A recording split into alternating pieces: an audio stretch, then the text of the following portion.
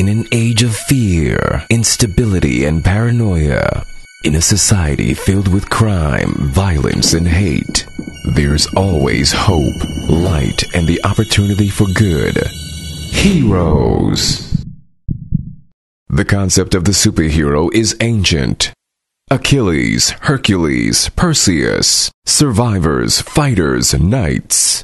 Now we turn the page to face the challenge of a new age. A new set of questions. We invite you to the conversation and to watch Superhero Chat! Hello and welcome to Superhero Chat. I'm your host, Professor Jonathan Chestnut from the Department of Performing and Fine Arts. To my right is Ian Murphy, an FSU student from the Department of Criminal Justice. In the middle is Dr. Rollinda Thomas from the Department of Performing and Fine Arts. And at the end is Cimmeon Terry, a student from the Department of Communications. Welcome. Today during Free Talk, we asked the question, what is the nature of a superhero? And I put that to my panel.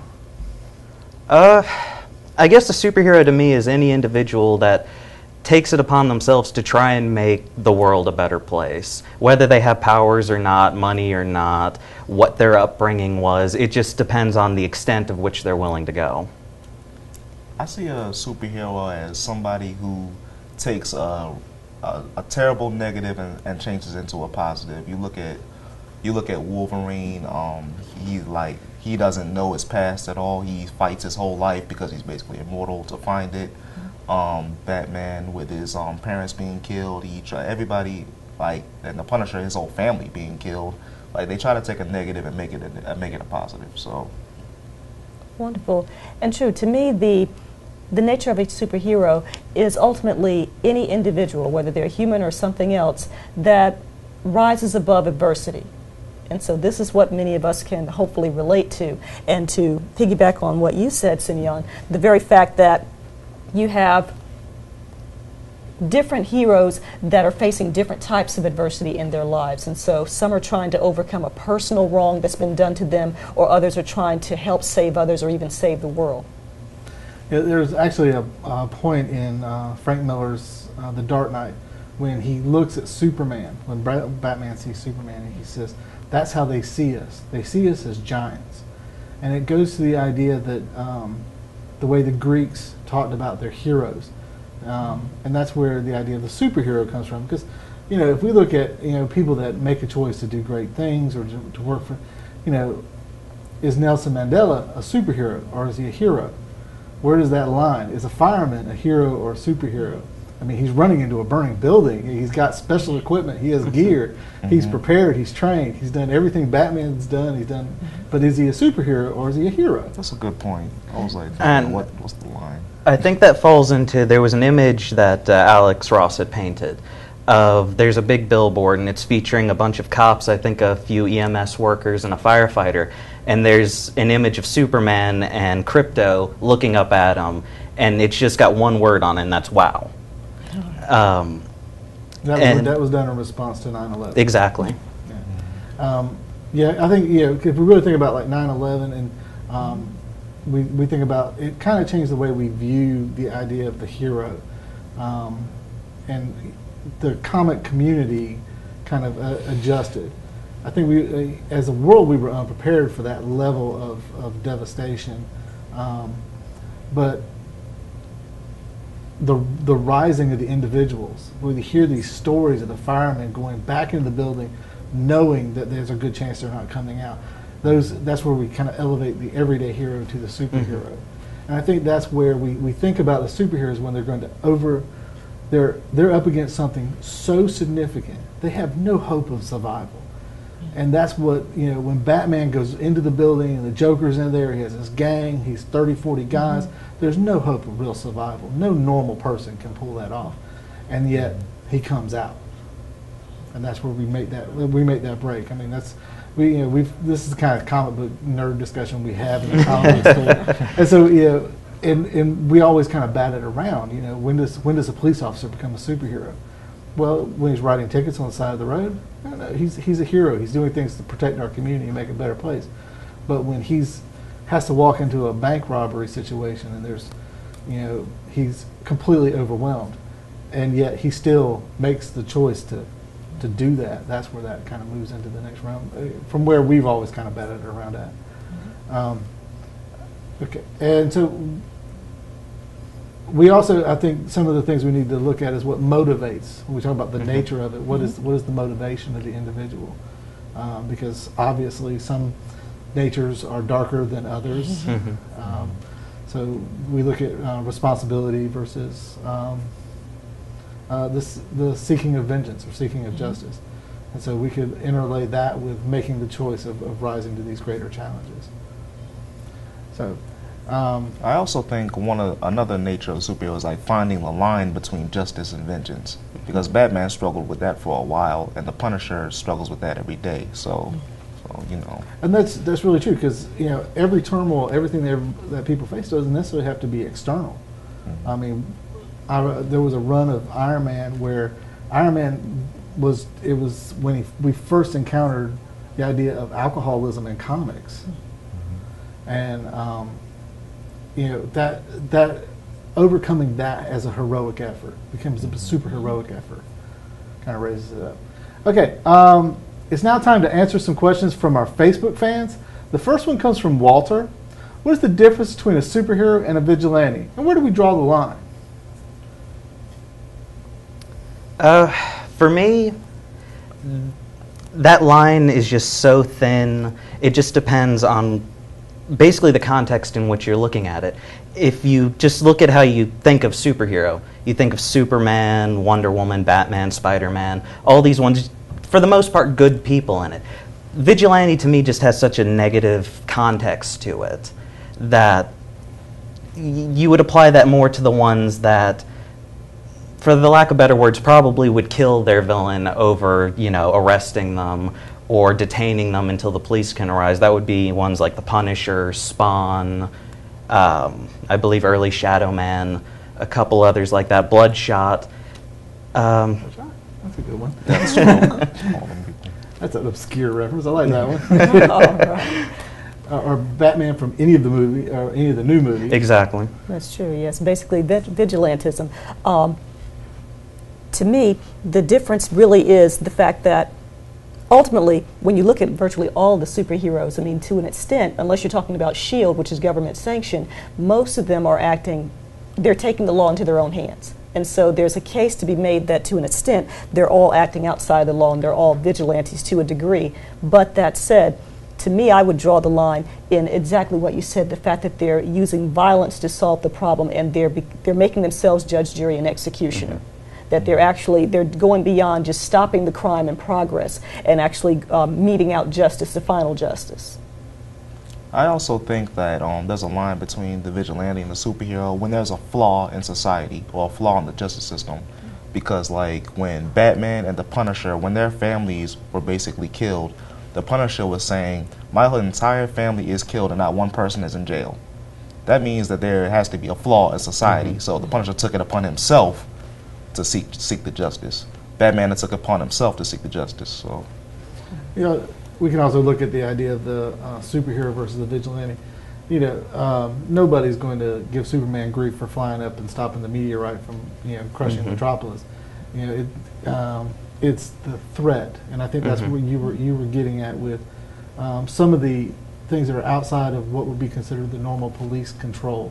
Loki and the Incredible Hulk and these kinds of situations where superheroes sort of inactively are involved.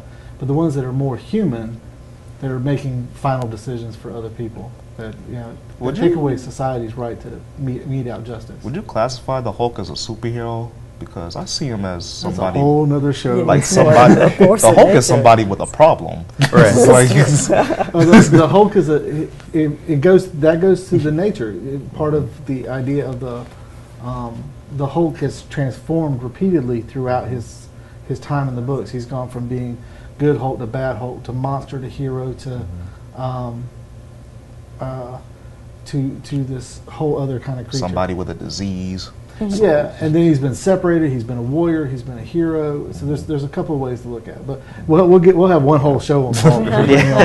Our second question comes from Eva. Do superheroes do more damage than good when fighting evil?